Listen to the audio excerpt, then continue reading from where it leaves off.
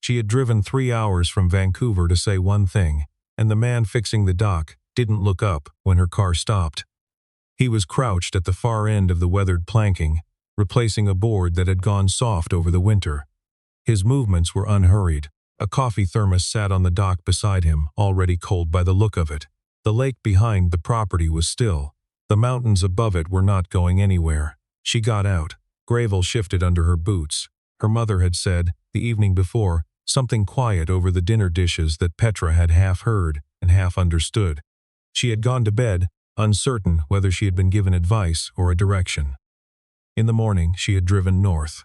He turned when she was close enough that ignoring her would have required intention. He looked at her with the kind of attention that doesn't arrange itself into an expression.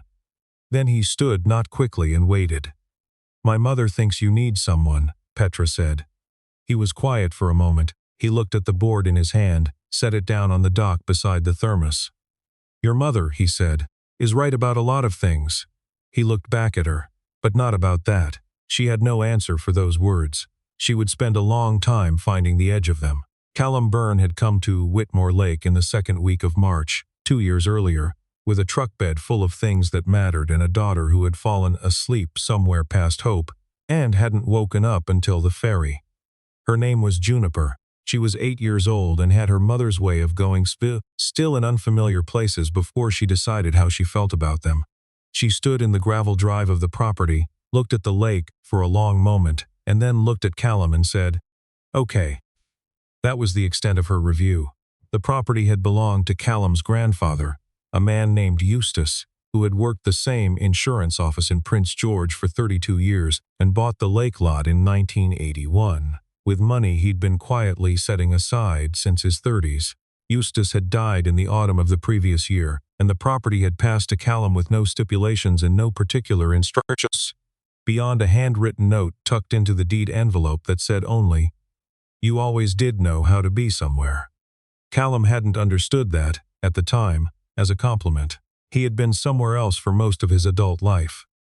Vancouver, then London for 3 years, then back to Vancouver where the job had become something he was good at and increasingly indifferent to.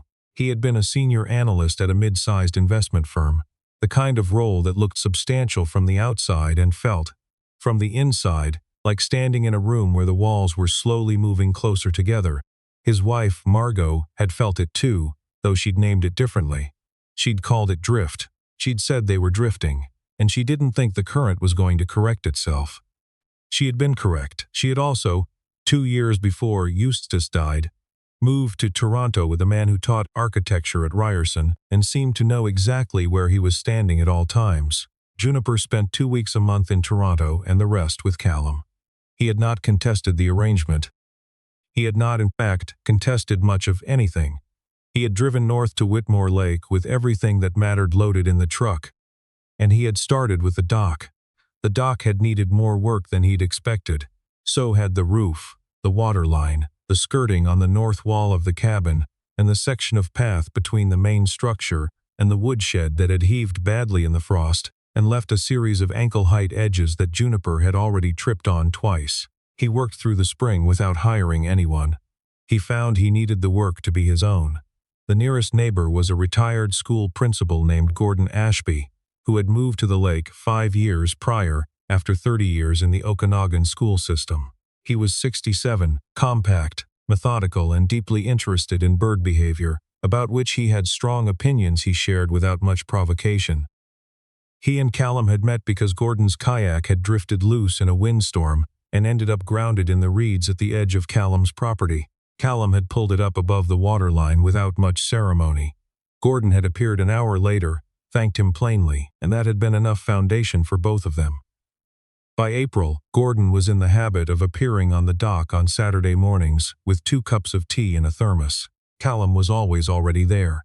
They sat and watched the lake come into the day, and Gordon talked about the loons and the cormorant pair that nested on the far island, and occasionally about things that had nothing to do with birds. Callum listened. He offered observations when he had them. He did not talk about his previous life, and Gordon did not ask. Gordon had a daughter who came up from Vancouver once a month. Her name was Petra. She was 39 years old and ran the Western operations of a mid-sized healthcare logistics company with 4 regional offices and 320 employees.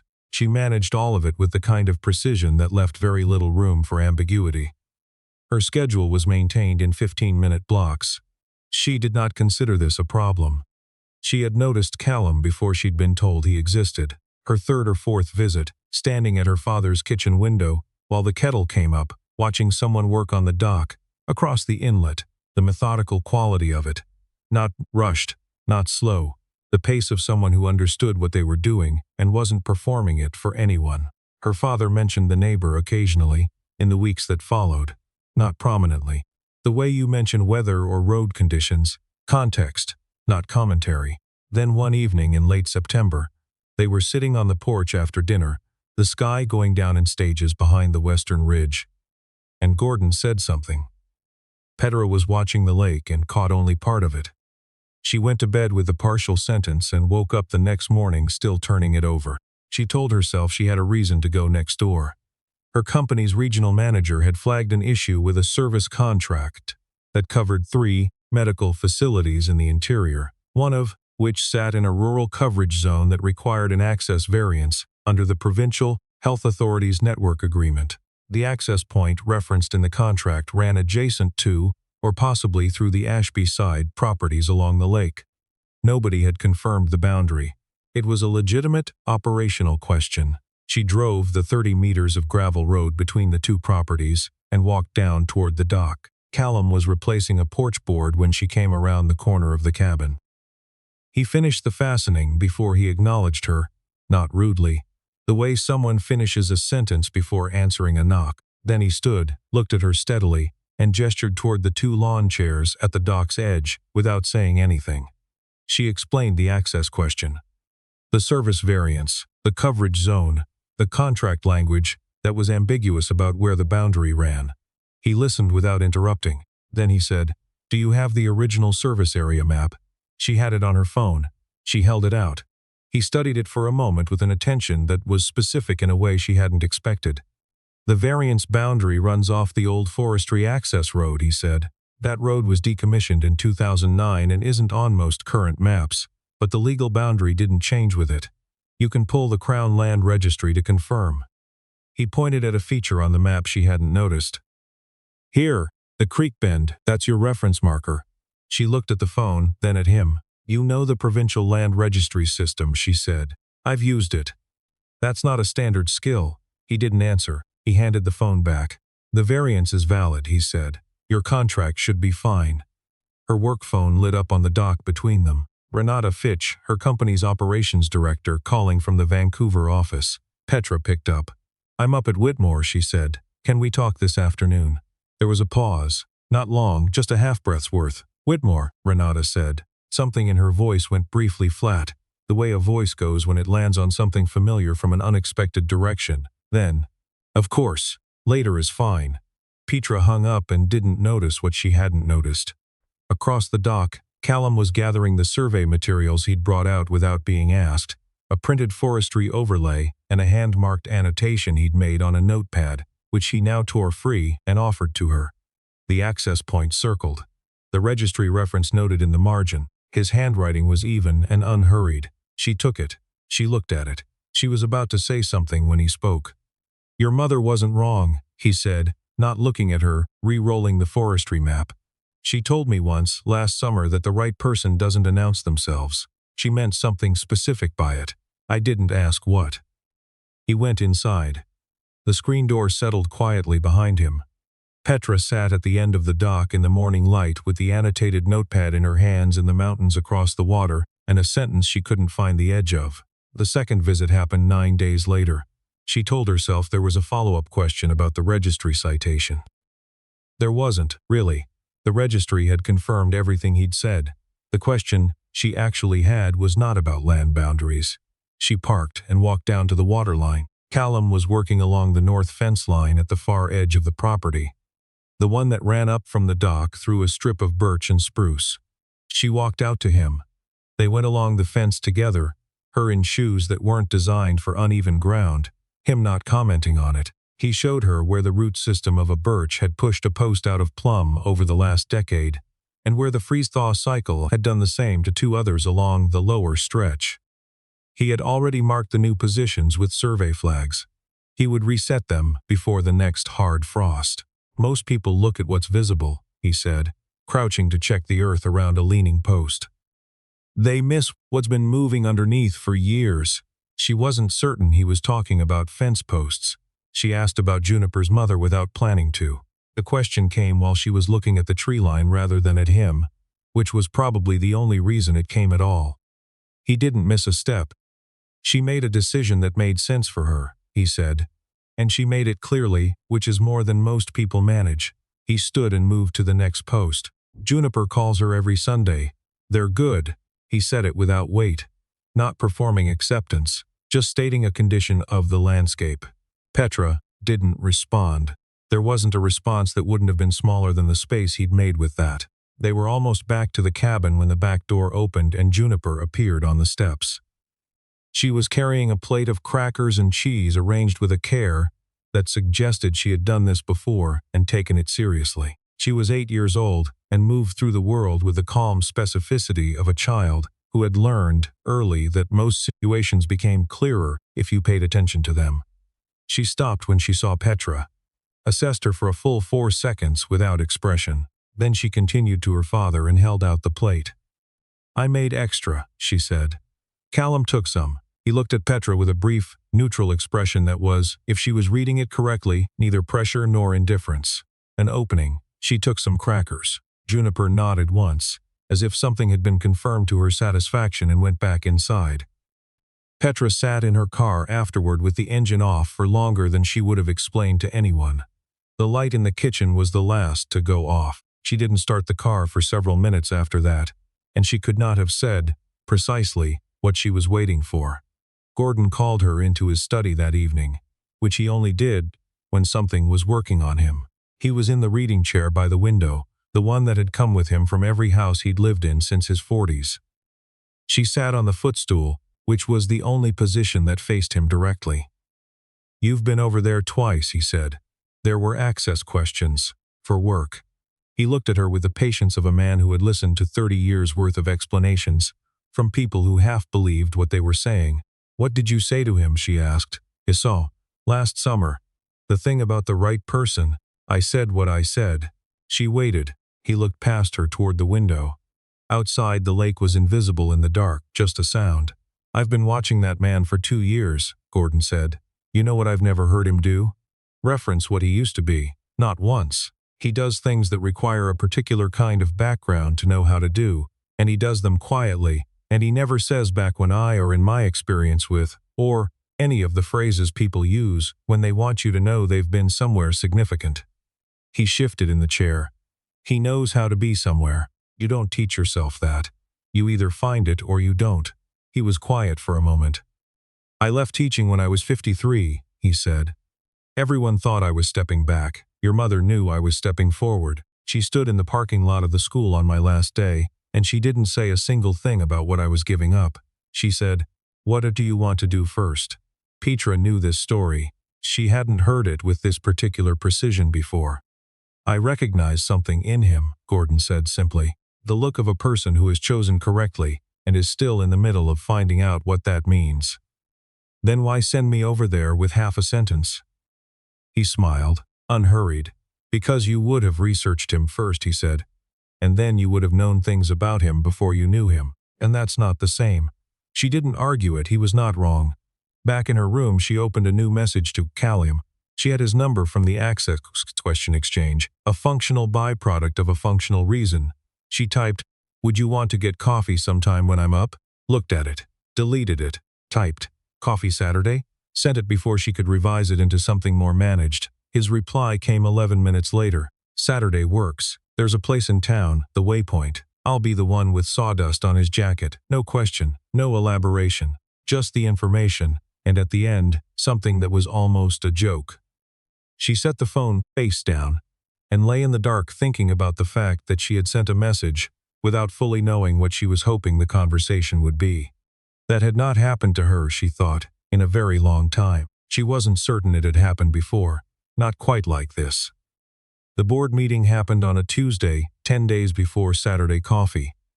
Her company's majority stakeholder, a man named Broderick Fenn, had been building a case for a merger with a larger national healthcare distributor called Northbridge Group. He presented it at the quarterly meeting with clean materials and language that made the consolidation sound like a natural progression.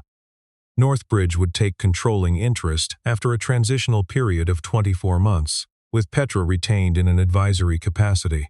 The language around advisory was chosen carefully. She did not say yes. She said she needed to review the terms. After the room cleared, Renata was waiting in the corridor. "There's something you should read again before you form a position," she said. "The original shareholder agreement, the provisions your father negotiated in the founding documents when he was still on the board. Section 7. I know what's in the founding documents." Renata looked at her for a moment. "Read Section 7 again," she said. Then she walked toward the elevator. Petra spent 2 hours that evening with Section 7 on her screen. The language was dense. The implications of certain clauses were not immediately clear. She was not certain whether Broderick Fenn had read them closely. She was not certain he hadn't. Saturday morning, the waypoint was half full when she arrived. Callum was already there, corner table, window facing the main road, 2 coffees on the table. Black, both of them. He had ordered without knowing what she drank. He had been right. He didn't mention it. They talked for over an hour. Not about the company first, about Juniper's current fixation, which was watershed management, and specifically the difference between natural and engineered drainage systems, a subject she had explained to Callum at length over dinner the previous week, with reference materials she had found at the library. They talked about what Whitmore Lake was like in January when the summer visitors were gone and the roads went quiet and the town became itself again. About a goat cheese Gordon had been attempting with increasing commitment and decreasing success. Petra found herself laughing twice. Both times caught her off guard. Then Callum asked, plainly, no preamble, "What keeps you up about the company?" She had a prepared answer for this kind of question. She had given it at investor meetings, at the intake sessions for 2 leadership retreats she'd attended, and found largely useful for the catering. It was accurate in the way summaries are accurate. It described the shape without the weight. She didn't give it. "Someone is trying to fold something my father built into something that won't remember it existed," she said. "And they're calling it an opportunity." He didn't nod along. He didn't reframe it or offer a perspective or tell her what other companies in similar positions had done. He picked up the coffee pot and refilled her cup. He left the space open, and somehow that was exactly enough.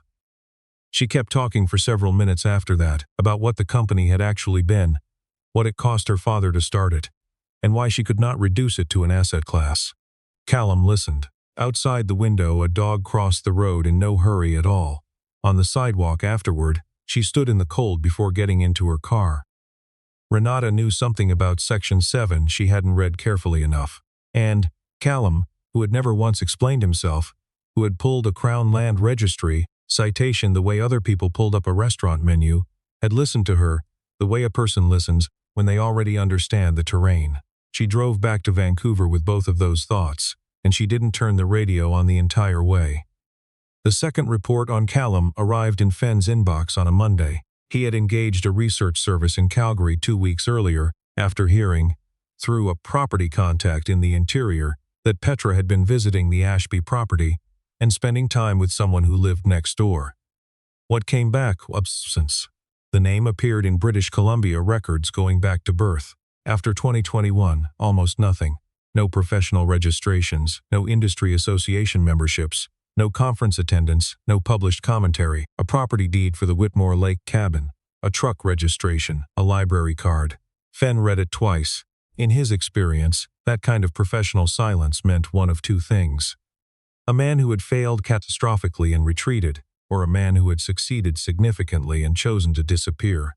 He authorized a deeper pull and coded the expense to a discretionary account that didn't require board approval. Petra, meanwhile, had driven back to Whitmore the following Friday. She told herself she was checking on Gordon, which was partly true. She stopped at the Saturday market in town on her way, which was winding down, vendors loading their trucks. She was looking at a display of late-season preserves when someone appeared beside her. Small, 8 years old, unhurried.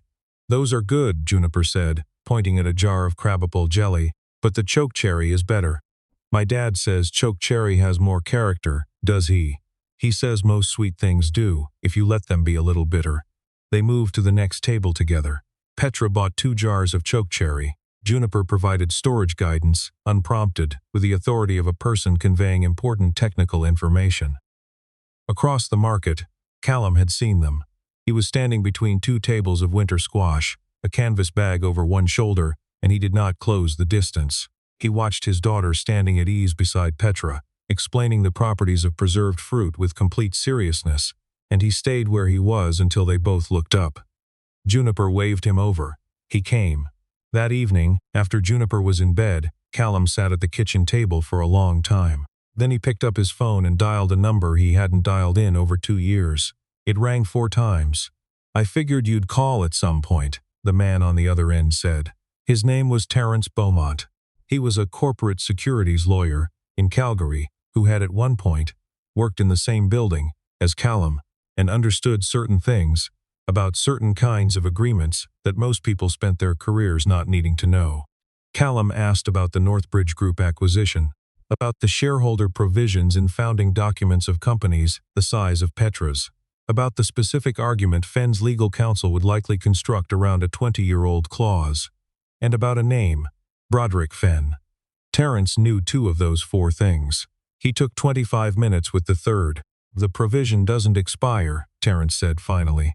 "It's structured as a standing protective clause, not a time-limited one. The argument Fenn's people would make about dormancy doesn't hold in Alberta, and given the company's founding jurisdiction, BC courts would likely follow the same reasoning. Is the dormancy argument buried enough that it would work on someone who hadn't specifically looked?" A pause. "If they hadn't read Section 7 in a while, yes, it's buried." Callum said nothing for a moment. "You going to tell her who you are?" Terrence asked. "Not tonight," Callum said. On Sunday morning, before 6, he drove the 3 hours to Vancouver for the first time since he'd left. He parked 2 blocks from the company's offices on West Georgia and went in through the main entrance when it opened. He left a sealed envelope with the front desk. Inside was a 2-page analysis he had written by hand the night before. The founding document provisions broken down clause by clause, the dormancy argument addressed point by point, and the relevant BC case law cited with full references. At the top, a handwritten note. "The provision is standing, not dormant. Ask Fenn when he joined the stakeholder group." No name, no signature. He drove back to Whitmore Lake. He did not call. He did not wait. Petra read the envelope's contents at her desk at 8:40 that morning. She read it twice. Then she sat back and looked out the window at West Georgia, the traffic below. The ordinary motion of a city that didn't know it was ordinary. And she thought about the man she had met at a dock in March who had said something she was still finding the edges of. He was already gone. She knew that without checking. She confirmed Fenn's stakeholder entry date in the company records that afternoon. He had joined 2 years after the founding document was filed. He had come in knowing the protective provision existed. The entire Northbridge structure had been built around the assumption that Petra would either not find it or finding it would be persuaded by a legal argument that didn't fully hold. She went to his office at 4. "You knew about the founding provision when you came on," she said. He told her the dormancy argument was solid. He told her his counsel had reviewed the case law. Then he said, with the particular patience of someone who is prepared for this exact tone of conversation, "Petra, the people advising you on this don't know the company's financials the way I do." She looked at him for a moment. "One of them," she said, "Canoe a BC precedent your counsel didn't cite because it contradicts the argument." She went directly to Renata's office. Renata was waiting. On the desk, already out, was a printed copy of minutes from an internal leadership meeting 18 months earlier, the spring before Petra had taken over as CEO. In the 4th paragraph, under Fenn's name with 2 co-signing stakeholders, a recommendation that the incoming CEO not be briefed on the founding document provisions during the transition, on the grounds that it would add unnecessary complexity to an already complex handover. 2 board members had signed it. Petra read it twice. The room was very quiet. At 6:30 that evening, she got in her car and drove north. Not toward her father's part of the lake, toward the cabin. She didn't stop. She drove the 3 hours with the radio off. The sky went from pale to orange to dark. When she turned onto the gravel road at Whitmore, the only lights were the stars and the single lamp on Callum's porch. He was on the front steps. Not waiting, not doing anything. Sitting in the dark the way a person sits at the end of a day when the quiet outside has finally caught up with the quiet inside. She parked. She walked past the dock gate and across the yard and stopped in front of him. "Who are you?" she said. He was still for a moment. Above him the porch lamp hummed faintly. "Someone who didn't read something carefully enough," he said, "a long time ago, and spent a while figuring out what that meant." He told her then. Not all of it. Enough. He had been a director of financial analysis at a national infrastructure fund in Calgary. A restructuring plan had been misrepresented to pension investors. He had seen the edges of it and not pressed far enough because he had been 31 years old and had believed that the people with more authority than him were operating with more information than him. They were not. The fund had collapsed 3 years later. No criminal findings, but a civil proceeding that lasted 4 years and left people who had trusted the structure without the retirements they'd been building. Margot had been working at an adjacent firm. She had seen more of it than he had, and had tried to flag it through internal channels, and been quietly moved to a different portfolio. She had not been the only one. She had also, as the proceeding ground on, grown increasingly certain that she and Callum were living their lives in the same direction rather than together, and she had said so in the clear, fair way that she said most things. He did not connect those events explicitly. He didn't need to. The shape was there.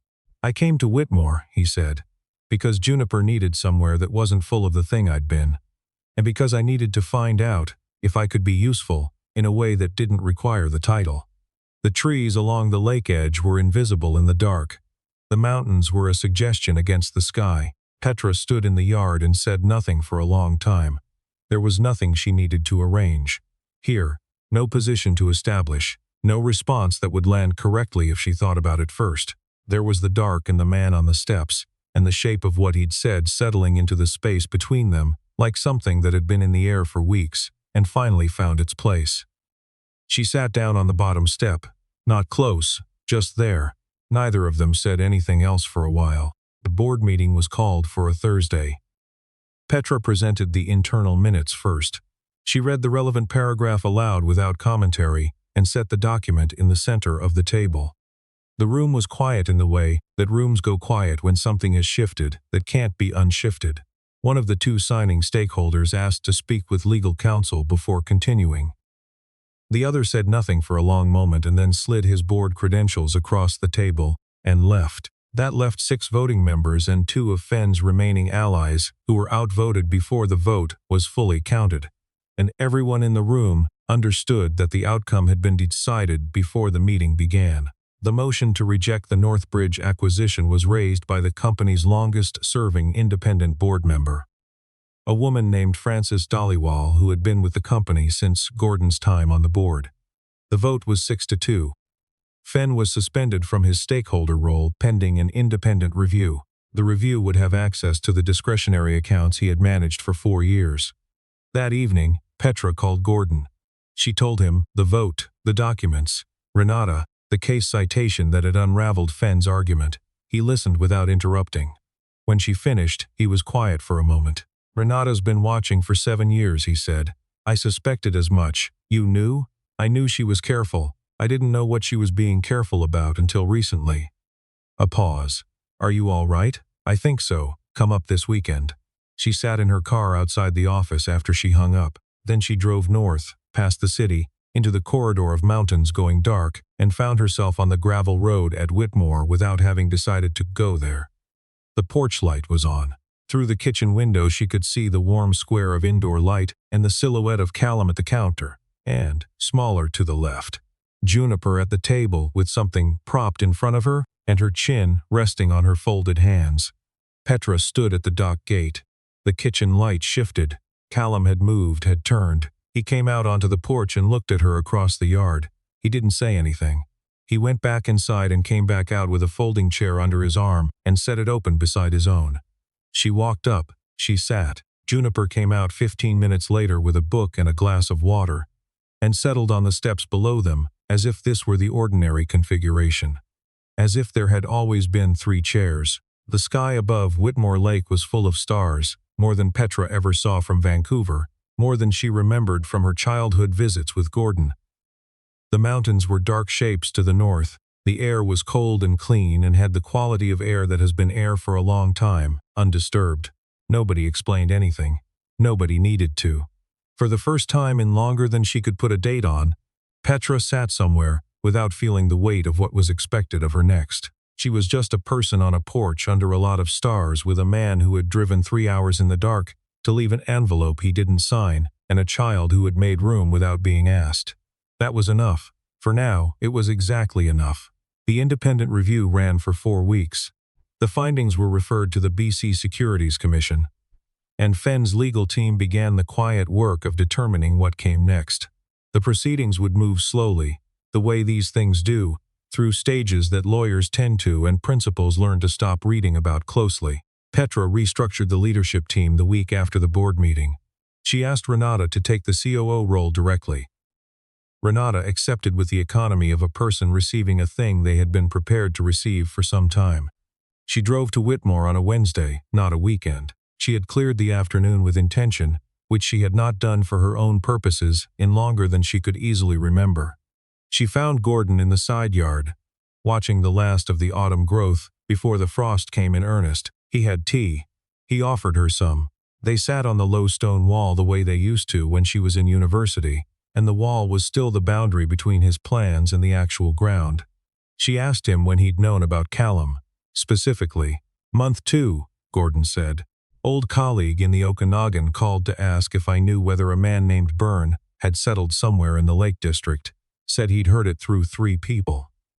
He turned his teacup in his hands. I didn't tell Callum I knew his history. He didn't know I knew. Why didn't you tell me when I started going over there?" Gordon was quiet long enough that it wasn't hesitation. It was a considered answer. "Because you would have formed a view," he said. "You would have known things about him that you hadn't learned from him. And that would have been a different thing than what happened." She thought about the first time she'd seen him at the dock, the way she had categorized him instantly and unconsciously, and the way every visit had been a quiet process of revising that. "You were right," she said. He nodded once. He didn't elaborate. That afternoon she walked across to Callum's property.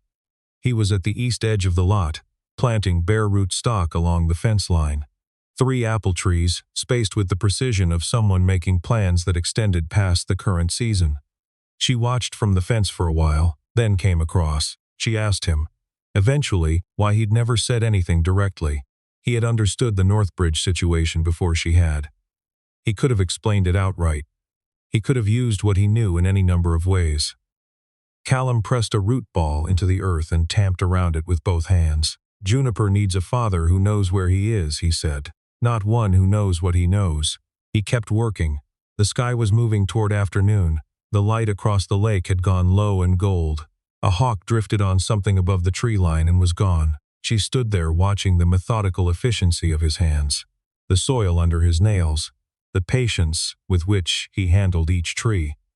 Not the hands of someone waiting to be something again. The hands of someone who had already decided what things were worth and was building in that direction every day. 3 months passed. The proceedings moved through their early stages and became the kind of thing that would take years and require almost no attention from her. She had done what needed doing. The rest was process. The company's first quarter under new leadership reflected something she could be proud of, not just the numbers, though those held, but the particular quality of a place where people understood what they were doing and why. Renata was good at the COO role in the way people are good at things they have been informally doing for a long time. Gordon solved the goat cheese with the help of a woman in town who had been making it for 20 years and had very specific opinions about temperature. The first successful batch he left on Callum's porch without a note. Juniper spent Tuesday afternoons at Gordon's kitchen table with his collection of watershed maps which went back to the 1970s. He showed her how to read contour lines. She showed him how to identify the moss varieties along the north bank of the creek and what they indicated about drainage. Both of them were acquiring information faster than they admitted to each other. Petra came to Whitmore more often. Less planned. Sometimes midweek, she would arrive, and Callum would be doing something, and she would help or watch or sit nearby, and the time would pass without accounting for itself. On a Thursday morning, she came into the office early and found Renata already at her desk with coffee made and a single piece of paper waiting. Not a report, a property transfer document. Callum Byrne had purchased the 1.2-acre parcel adjacent to Gordon's lot on the east side, the one with the unresolved easement that ran through to the old forestry road. He had paid market rate. He had not negotiated. The transfer had completed the day before. Petra looked at the document for a moment, then looked up at Renata. Renata picked up her coffee and walked back to her own desk without comment. On a Friday in late April, the sun was still above the western ridge when Petra turned off the road onto the gravel. She parked at the dock gate and walked out to the old fence line, the one that had run between what used to be two separate properties and was now something with a different arrangement. Callum was there. She didn't know if he'd heard the tires or if he'd been there already. He was looking out at the lake. The mountains across the water were pale in the evening light, their reflection almost still, the shadows starting to come in through the birches below. She stood beside him. They were quiet. Behind them, at some distance, Juniper came out of the cabin with her latest book and headed toward Gordon's property at the easy pace of a child going somewhere she knows is hers. She didn't look back. A moment later, Gordon appeared on his porch. He sat down. He looked out at the two people standing at the fence line and he did not get up. The light went lower. The mountains held their color for a while, then let it go softly. No one said anything that needed to be said. There was nothing to announce, no moment that required a name. There were just two people standing at a fence they had already stopped needing to negotiate over. In the last of a Friday's light with nowhere else they were supposed to be, and a child who had already decided, and a father on a porch who had known for some time. Neither of them had been looking. That was the only reason they found each other.